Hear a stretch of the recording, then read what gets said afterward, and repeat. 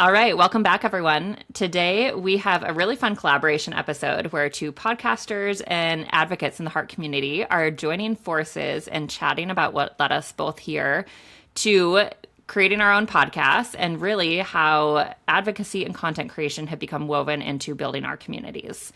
So I have Cole Wieland, the founder of Half Heart Mission, joining me for today's episode. Cole is someone who lives with CHD himself. He has hypoplastic left heart syndrome. Somewhere along the way, you decided that your journey was to not carry this quietly to yourself, and you have created just this incredible platform to share about your personal journey. And I am so excited to have you joining me today. Okay, then thanks so much for having me on. I'm so excited for this conversation. I was sitting on my phone the other day, and your clip from Tiny Little Hearts podcast came up, and I was like, wait a second, there's someone else doing a podcast that has a kid with HLHS and we haven't done an episode together yet.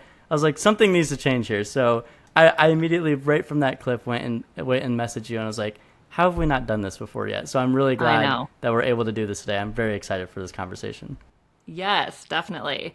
Yes, and I will say that, so Goldie, my heart hero, she's the youngest of my three girls. As many who have tuned in probably already know that, but her journey has been very, I call it unique in this space. I think everybody's is, but there's no straightforward. She was developing HLHS, and then I actually had an in utero procedure with her at 23 weeks gestation in Boston that essentially reversed her HLHS diagnosis. And so now she has Shone's complex, which is always incredible. I've always felt such a tie to the HLHS community, and always done this dance of that's what I started researching when I really started diving into really understanding more of what, CHD was and the different conditions. But I love the unique spin that she has to the HLHS community because of that too. So that's so cool, because I haven't even heard of anyone having something done in utero yet, like the surgeries and stuff, because obviously that was just like a dream at the point when I was born 22 years ago. So it's that's so interesting to see. So living with, it's now Shone's, right? It's not. It's now Shone's. Yeah. So it was developed a little over 20 years ago. So they had probably just started doing this intervention. Right. It's called a FAV, fetal aortic valvuloplasty. That's what it is. FAV. Essentially, if they're able to identify, in terms of the gestation and kind of the development of the heart growth. Thankfully, we were having fetal echoes done pretty early because I was advanced maternal age, so I was already following with an MFM, and they were doing the anatomy scan a little earlier than they typically would, I think. But we were able to identify that there was an extreme undergrowth development in her left side of her heart. So the case was sent out to Boston. There's only a handful of places that do it. It requires a very complex, huge team. There's multiple teams, micro teams involved in the procedure. So that's why there's only a handful of places that do it. But yeah, it's basically incredible. They went through her chest wall via catheter with a balloon and basically ballooned her aortic valve. Flow and grow is the idea of what they coin to obviously growth in the heart at the fetal stage. And so thankfully in her situation, it worked, and it allowed enough growth where when she was born, her heart was developed enough to salvage, her 4-chamber heart, and they were able to do repairs. So now it's Shone's complex because she still has more than 4 defects on the left side, but her interventions have been able to do repairs, and now her left ventricle is essentially the same size of equated to what a normal size ventricle should look like, which is wild. That's so unbelievable. I love hearing that, and I love hearing the medical advances, especially from 20 years ago to now, and how that we're able to do stuff like that now. That's so incredible. I haven't heard anything like that before, so that's amazing. Yeah. So I've had 3 open heart surgeries. Is that the same case in her case, or how did that look? Yeah, so she has had 3 open heart surgeries as well. Hers have not needed to follow the tiered intervention similar, for a single ventricle route of the Norwood Glen Fontan. But her first intervention was at 10 days old, and they basically went in and tried to redo what she had in the fetal gestation intervention just to see if we could get her to grow bigger. She was full term, but of course, even a full term baby, she was still small being a heart kiddo, and operating on a heart and doing the intervention that was required for her. So since she didn't need the single ventricle routes, her biggest repair is called a Roscono. So basically they took her good pulmonary valve and put it in her aortic valve spot, and then she has a donor conduit in the pulmonary spot now. And the research has shown that there is greater success of kind of growth and just stability in the heart growing from putting the native valve tissue in the aortic spot and then having donor tissue in the pulmonary spot. So that was like her biggest repair that she had. And that happened at 2.5 months. And then she did have a third open heart at 11 months. The conduit that they put in at 2.5 months, obviously they had to pare down. It was still a little big. And so there was some leakage happening. And then also she has a coarc in her aortic arch as well. And there was some additional repairs that were needed just based on kind of pressures and everything in that sense. So yeah, I mean, she did still have 3 and she will need more in terms of as she continues to grow. But I am like so thankful to say I always knock on all the wood, but she has not had needed any interventions since then, and she'll be 3 on Halloween. And then just like the way that she has grown and developed since that last intervention is just incredible based on her cardiac stability, but also just her development as like a little kid and watching her grow into an actual little human being who loves life. It's so awesome. I love hearing that. I'm loving hearing all the stories from the parents who have their littlest growing up now, especially with HLHS or single ventricle, or in this case Shones and stuff. And I think that is also incredible, and I love hearing all these stories about that. It's amazing. Yeah. So I would love to hear more about like your journey, obviously growing up with HLHS, CHD. Like what led you to starting Half Heart Mission? What came alive in you of saying, I want to start sharing my journey publicly?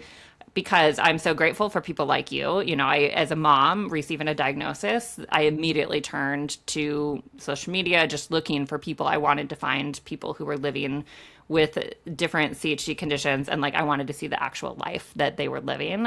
So I know how impactful it is, but I love that it's something that came alive in you too. So I'd love to kind of hear your story of what led you to starting Half Heart Mission. Back at the very beginning, obviously I was born at C.S. Mott Children's Hospital at the University of Michigan, and I had all 3 of my procedures done there. So Norwood, it was called the Hemifontaine at the time, the Glenn, and then the Fontaine procedure at 2.5 years old, almost 3 years old. Growing up, very normal childhood. I was put into golf and basketball right away, and my parents wanted my cardiologist here in town was very progressive and just like, we don't know a whole lot about it, so you are able to just live your life. Like you don't, right. There's a quote I always come back to. Someone else on my podcast had said their cardiologist had once told them, we didn't do all 3 surgeries so that you could go live in a bubble.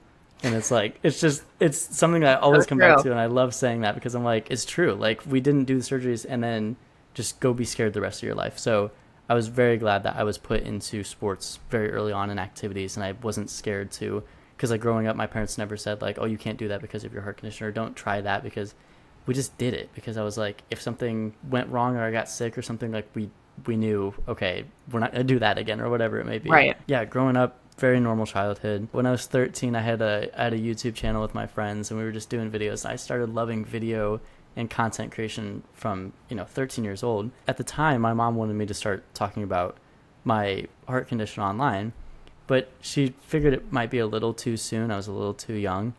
Mm-hmm. And I'm playing in a pickleball tournament.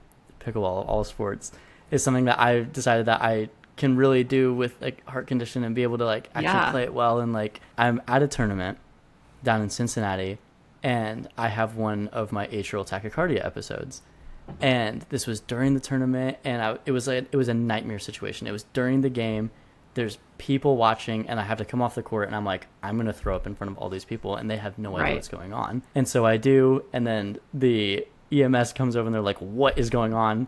And I'm like, I promise you, I feel fine now. I was like, because they're trying to rush me to their tent and then to the hospital.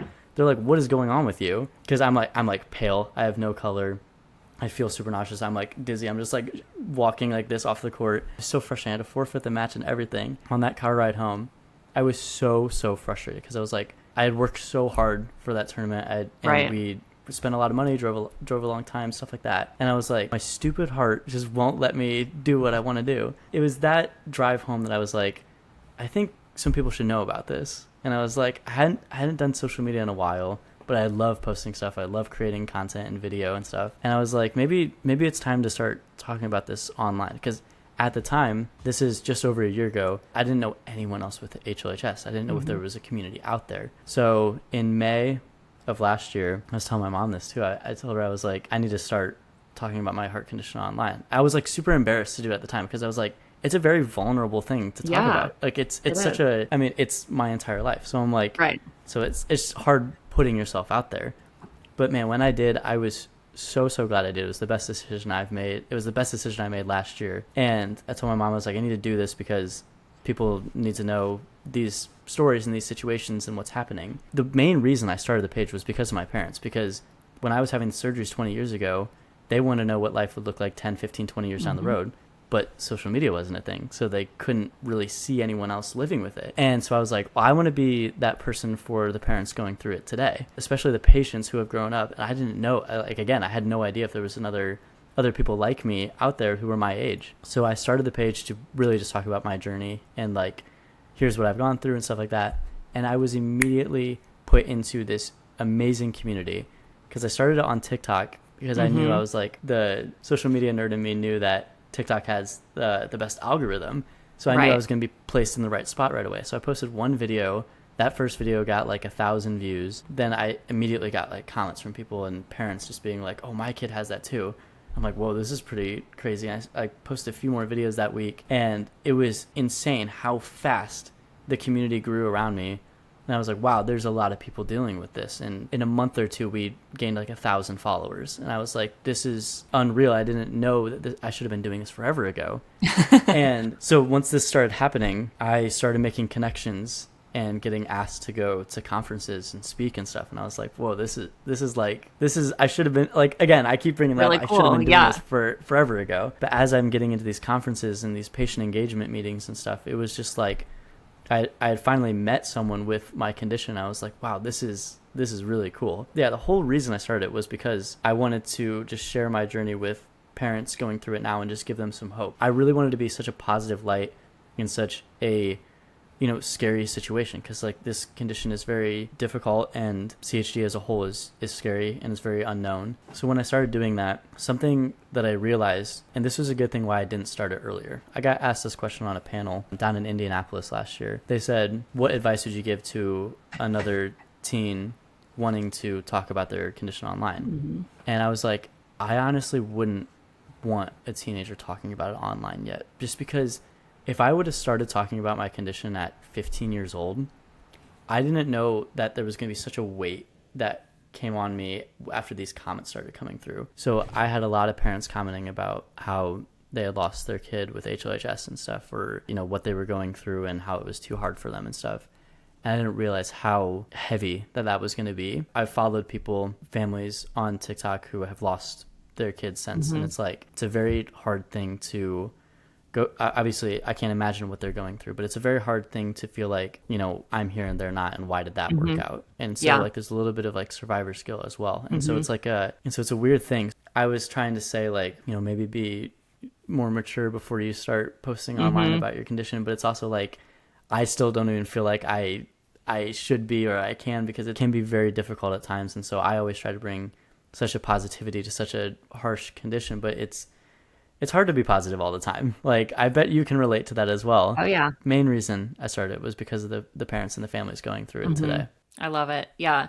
It's so true. I mean, it's funny that you mentioned feeling, not funny, but like the feeling of survivor's guilt and getting intertwined more in the community. And obviously like a handful of stories that are positive success stories. And then there's the handful of stories that are unfortunately part of this community with a outcome that was not where their child or that person is still with us.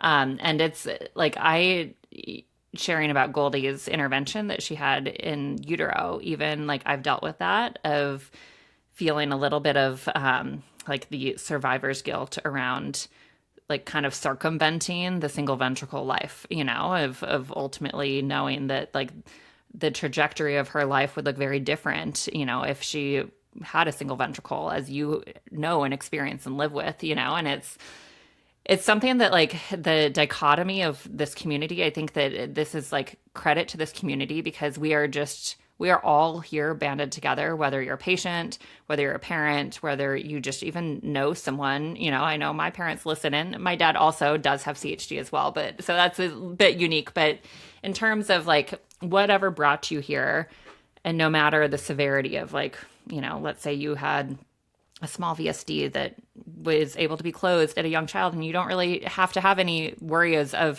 future interventions.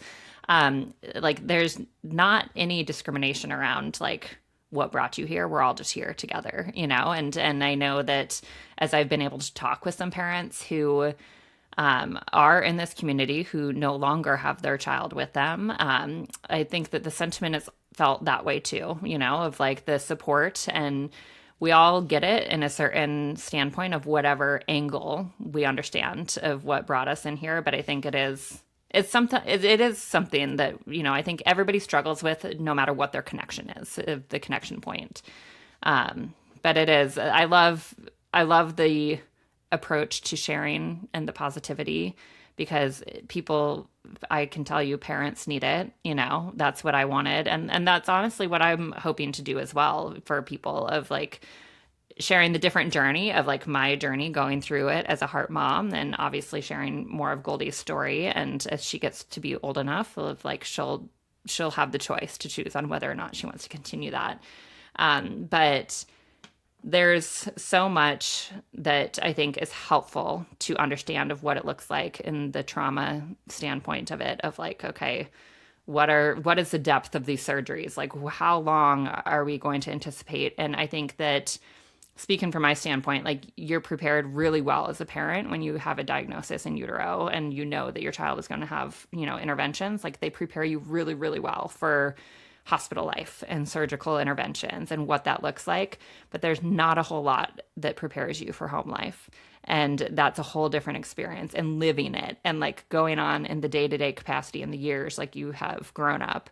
And so that was my desire to share more of that I think innately brings in more hope and positivity into a lot of these stories.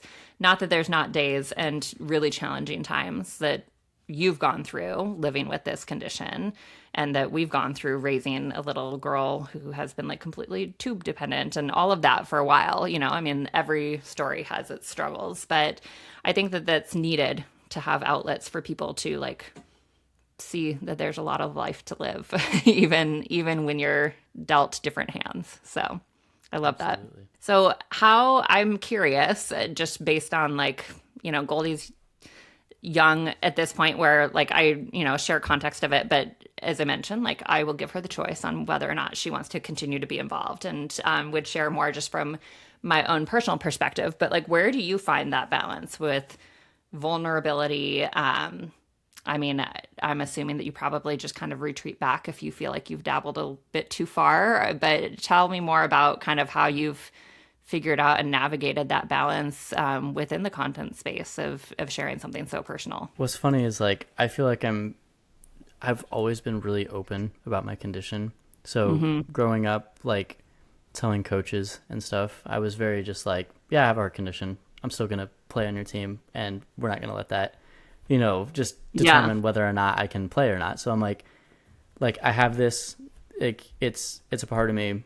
We're just going to, like, we're going to know it's there, but we're going to move past it, and we're going to make this work for me. Like, especially in basketball. I played basketball I played competitively all throughout high school, and it was always a very big concern of my parents, because, like, in basketball, you're throwing elbows, and, like, elbows can go in the chest, and, like, people are moving, and, like, and everyone's a lot bigger than me as well. Right. And so it's like, so that was a concern, and then it became a concern of mine. Obviously, when I was a kid, I was like, I don't care, and I didn't feel like, I was an outsider, and like my friends were always they didn't care in the nicest way possible, if that makes sense. Right. Yeah. And so like growing up now and like having to think about it for myself, like the vulnerability side, especially posting on Instagram and TikTok, like when I had sat on the idea of starting Half Heart Mission for about a week, mainly because I couldn't come up with a name, and Half Heart Mission for some reason stuck.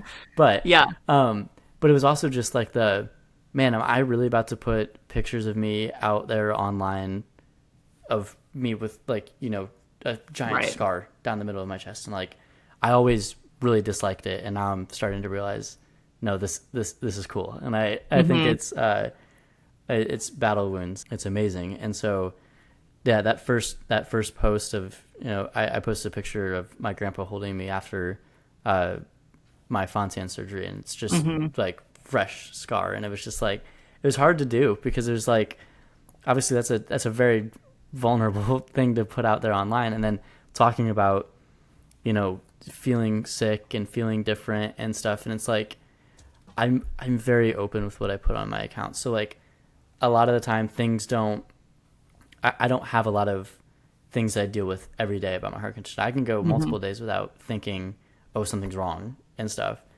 And so what I really struggle with right now is the actual like burnout of talking about it all the time. Honestly, I don't want to talk about it all 24/7. I would rather feel normal-ish and ignore it for a little bit. But I felt like I gave myself, this kind of ultimatum when I started doing Half Heart Mission, when I started talking on these panels and stuff. I was like, this is going to be a part of my life whether I like it or not. And either I'm going to try to ignore it, which seems impossible, or I'm just going to dive right on in, and we're going to talk about it with everyone, and I'm going to get involved in all these communities, and I'm really going to try to make a difference in, just the way people view congenital heart disease, let alone hypoplastic left heart syndrome. So I'm like, I really just was like, you know what? It's going to be awkward. It's going to be embarrassing sometimes. You just got to do it because it's important. And it's felt like the most important thing that I've done, and one of the more important decisions I've made in my life. And so when it comes to vulnerability, I'm okay putting out pretty much whatever. When it comes to burnout, though, like, I haven't posted on my TikTok page in probably a week now because, one, nothing heart related has happened this week, so I don't feel like there's a story or anything to talk about. And two, I don't want to talk about it. I'm living my life. Things are happening. And I'm just like, I don't feel like I need to. So, but then a part of me in the back of my head every day is like, well, what if this next video could reach someone who really needs it right now? And so that's something I try to really push for and try to think of new ideas every day to post online about. So the burnout is very real. The vulnerability is like, it's there, but it's also like, I'm a year and a half into this now. I feel like we're past that. They know everything about me and my surgeries and my condition now. So I'm like, and I'm posting photos from the ER bed in February, and like, I was really sick, and I was like, I look awful right now, but I've got to post this picture right now because I got to let everyone know. And so when something does happen, I'm very much like, oh, now it's such a bad way to view it. But when I have like one of my cardiology appointments or something like that, I'm like, oh, something's happening. At least I have content now. Even though it's not like something great, I'm like, at least I have something to tell people. So like, I always try to think about it in more of a positive way. But the vulnerability is kind of, it's out there already. So like, I'm too deep in it now that it's like everyone knows everything about me. But the burnout is very real, and I very much struggle with that right now. Yeah, I can relate. I think it's an important thing to decipher. Like, burnout doesn't always equate like you're over it. I think that sometimes when you're pouring so much time and energy, and like not only just like actual energy to produce it or do something, but it's like mental energy. I think that there's a lot of mental exhaustion that comes from sharing similarly to what we're both sharing, online. And I've definitely felt the same way of like, okay, especially now that we're like in kind of a period of stability with Goldie, which I love. And it's like, that's a good thing. Like, I shouldn't sit here being like, oh, I'm not going to share about anything, but I've found, and I hope that this is resonating with people. I think it is, but of sharing just more of like my life and who I am, and like building, I've kind of come to terms with like, yes, this is the brand that I'm building. And, part of building that brand behind it is sharing who I am as a heart mom, but also like how I'm living that life and what we're doing as a family. And like, I think it's encouraging for people to see some of like the normalcy that happens behind the scenes too, you know, is like, I think that's what everybody strives for. So I know it is a hard balance, but I'm right there with you.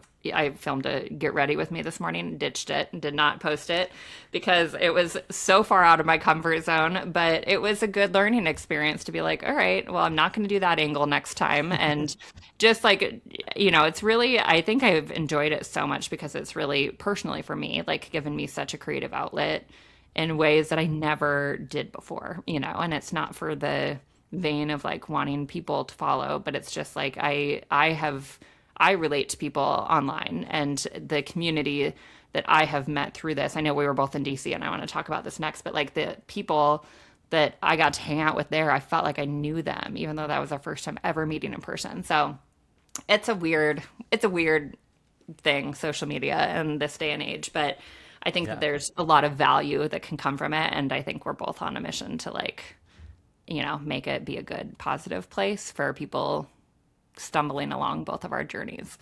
So yeah, absolutely. And before we move on, I kind of wanted to add to that point of the social media side is so built off of negativity. And so if you post something like, so I got kind of in this trap a few months ago where I was tired literally every day and I couldn't figure it out. And so I was just posting about being tired and being kind of depressed. And it was this trap that I was like, I'm getting so much attention online and it felt good, but I was like, this is not what my page was intended for.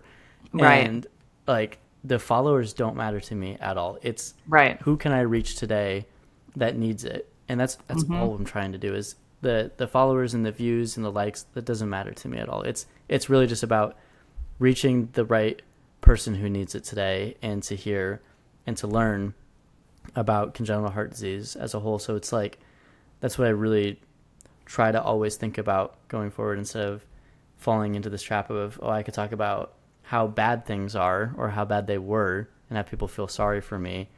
But then that's not going to do anything good for me. It's only going to make me fall deeper into I'm sick when I know that, yes, this is a part of me, but I can still do everything that I want to do and stuff. So I just wanted to quickly add to that point. I think that social media is a wild tool and you got to use it right. Yeah. The algorithm loves trauma. It will find anything to highlight, you know, and it's like, I agree completely to that point. Once you get into a cycle or I think sometimes like, I think it's both of kind of, I like equate it to kind of like an open diary, you know, sometimes we're just documenting like the things that are actually going on or like happening that sometimes are not all glitz and glamour, you know, that's like the reality of behind the scenes, but it's like such a balance of, I think, wanting to use it for the right tool that it can be and balancing that and not just sharing those bits, because I think that is toxic in itself too, of like this, I live this beautiful life where like, we have this condition and nothing is ever wrong, because that's not the case, you know, but it's a wild West area that I think we're both trying to do our best to navigate it the best way possible. So and you even saying like sharing the normalcy and stuff, like one of my biggest videos is doing a day in the life. And, oh my goodness, was that so awkward to record. I hated recording it, but people loved it because it was like, oh, he lives a normal life. I'm not just worrying about my heart condition 24/7. And so I think the normalcy is so important, and so I'm trying to incorporate like all the activities that I do every day, but it's also I'm trying to get over the awkwardness of like filming in public and stuff like that. So I have to work through that a little bit, but it's also like, you know, part of the vulnerability of like, I want to show what's normal, but I also, you know, also kind of want some privacy as well. So So we were both in DC for the National CHD Advocacy Summit, which was an incredible experience. I think it changed every single person who attended that. Safe to say, I think that everybody would agree, at least everybody who I've spoken with who went feels that way. But I would love to hear just kind of your biggest takeaway. I know that there's a lot of people from my community who have reached out and are hoping to go this next year and in coming years, since it's going to be an annual thing. But I'd love to hear kind of your take from that experience and what left with you more than anything? That event was so fun because I literally found out about the event 2 weeks before I went. I found out from your post, I think. Was it? Because I think you had posted something about it, and I had posted a lot of like building up to go to it. Yeah. Yeah. And I had saw it one night, and I was like, I was sitting on my phone, and I was like, what is this event that I'm missing out on? I was like, I should totally be a part of this. This looks awesome. So I found out about it 2 weeks before it was supposed to happen. And what I thought was so cool is Scott Leeser, who ran the event, I knew previously from a different event. So it was already cool that I knew him and saw what he was putting on. I thought it was such an incredible event. My biggest takeaway, though, was the fact that that felt like real advocacy to me. So I've gone to some other events where it was more like patient engagement focused. So I was on panels giving my story, talking to other families around. But then DC was like, oh, we're talking to the government about, federal funding for congenital heart disease. Like this is, it's just real advocacy. Like, yes, the patient engagement stuff is fantastic and that's great. But like going and talking to representatives of the House and the Senate, like that was pretty insane. It was just such a cool experience. The one night that we were there, I went around and interviewed people with like my mini microphone for like 2 hours.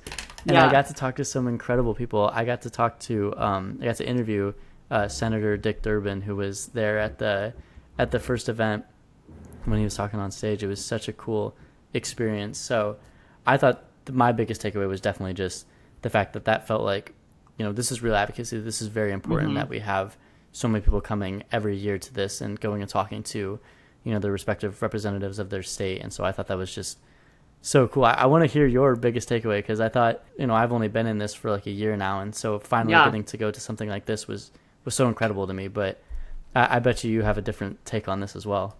Yeah, no, I agree. I mean, my first podcast guest is Sarah Bowes, who is intertwined and part of the Every 100th Heart Coalition, and sits on the board. She's the chair of that.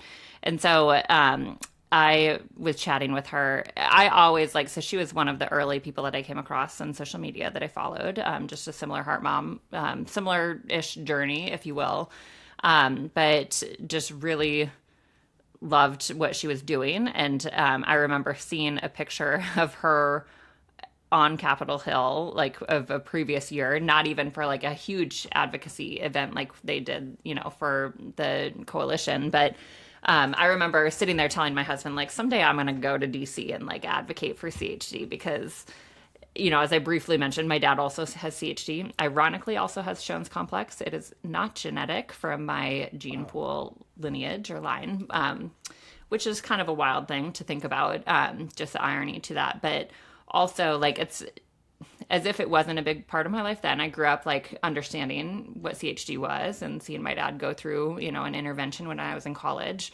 that I remember and was there for, and then becoming a mom and going through it from this standpoint. I share a lot in some previous episodes of just kind of breaking down and thinking a lot about my grandma, of going through this many, many, many years ago without the tools or resources and all of that. And so when I saw her post initially being in DC, first and foremost, I'm I naturally am very introverted. I am naturally very shy in public. It's everything about doing something like that is not what anybody in my inner circle would say, Caitlin's going to go do that someday. So part of it felt like a huge accomplishment to get there. But I think the other cool thing was that it didn't feel intimidating at all in that sense. It felt so purposeful and so aligned to how I want to be pouring my time and energy into advocating not only for my daughter, but for all of the other kids and my dad and everybody who has been part of my family and lineage who has grown up or experienced, some sort of a parent or a child or a sibling or anybody with a heart condition. But so through talking to Sarah, then when I had an interview with her prior to her children's book launched of Meadow with 4-leaf clover heart. And so that's when she was talking more about, you should come to DC, you should come to DC. And I was I don't know. I'll see if I can come to DC. And then sure enough, my husband's like, you're going to DC. And so it was just, I like am incredibly grateful to Scott and his team for putting that together, for the resources of helping people get there. I would not have been able to go without their help and assistance. And just the coordination of being able to show up and advocate at that level, to your point of like sitting down with, members of the House of Congress and like our senators, and just like doing it at that level where it was so easy for someone who is like so not in the political scene to be able to show up and do that. I loved that aspect of it, but I also really loved, to your point, of meeting so many incredible people. Like, I think that this just goes to show what this community is about, of like showing up in a community that you have created or met online, and then immediately everybody is like acting like we're at some big reunion that we've all like been together before. And some people had met each other, but like the majority of the people had not. And I think that was like, I just remember, telling everybody here once I got back of like, I feel like I was just like with some of my best friends for a couple of days and like doing this incredible work. And just the relationships, even though they're like, it's not like we talk all the time or every day, but it's just like, there's just such a different connection point when you are part of a community like the CHD and Heart community, no matter what your tie into it is. And I think that was like the cool thing about it. Like there were so many people there like yourself who were patients. There were a lot of people there as parents. There were a lot of people there representing some incredible organizations doing a lot of either work through advocacy or research.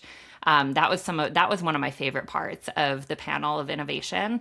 That's not something that I naturally just go and research. And now I want to keep up with that because it's such an important part of like raising a child who's going to have future interventions. Like I want to know about what is happening in the device manufacturing space and like in development of how something, I look at my situation with Goldie and the Boston intervention that we had, like that wasn't developed 30 years ago, it's like just coming to be a new thing, and so if there's something that's just becoming new now, like how is that could drastically impact someone 20, 30 years from now.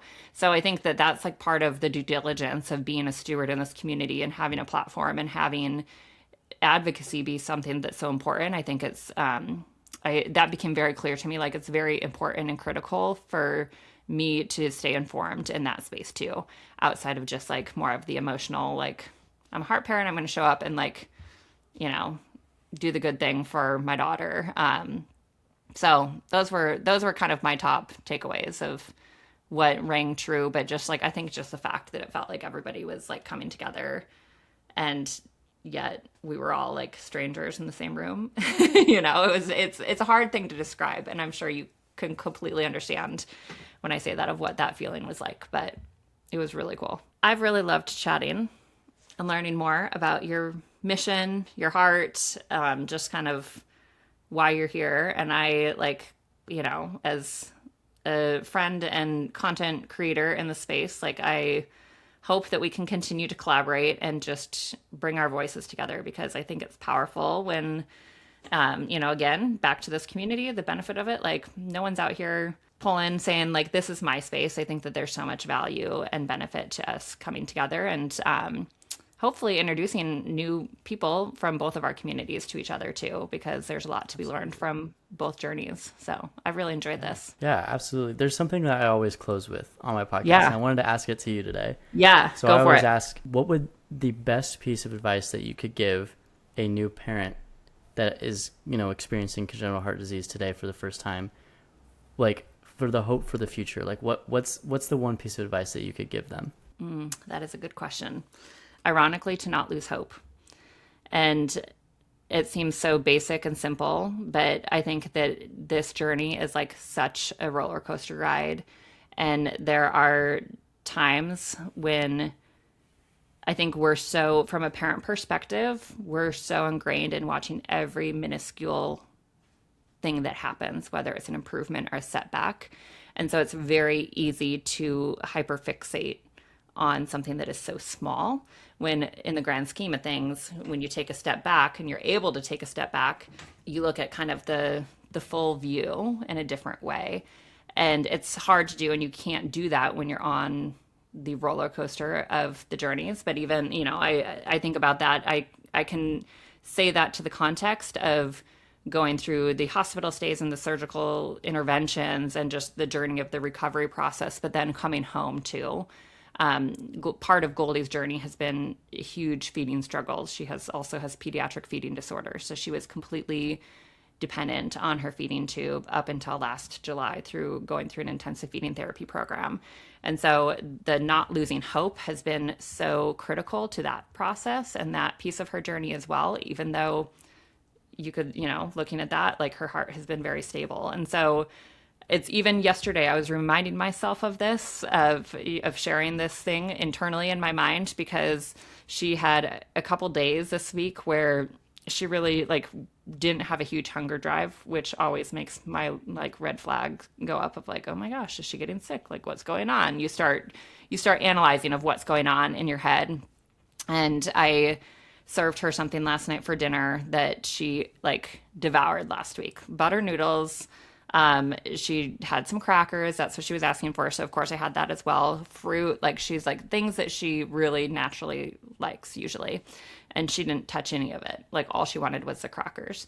And I sat there getting really frustrated and worried of okay, we're taking a few steps back. But I had to sit there and remind myself of she's a toddler. She might not be feeling great. Who knows? She's not really presenting any other symptoms. So one, I don't need to worry about that. And two, I don't need to overanalyze the fact that she is having 2 bad days of eating, and to not lose hope that we are still progressing on the process of almost being at the point where she's fully able to maintain her nutrition by mouth, by eating and drinking on her own. So I think as basic as it is, it's a really important piece, because it's so easy to get so focused on the small things that until you're in a position and a time in your life where you can, or the journey where you can step back and have that perspective, it's hard to recognize that. And I think that now that I'm 2.5, almost 3 years into it, I have the wisdom and the ability to be able to see that. But it's hard to see that when you're going through it as a new heart parent. That's perfect. That's a great answer. I love that. Yeah. Well, thank you so much for joining me. This was awesome. And I am excited for what we're able to do together in the future. Yeah. Thanks so much for having me on. This was a fantastic conversation. I loved it.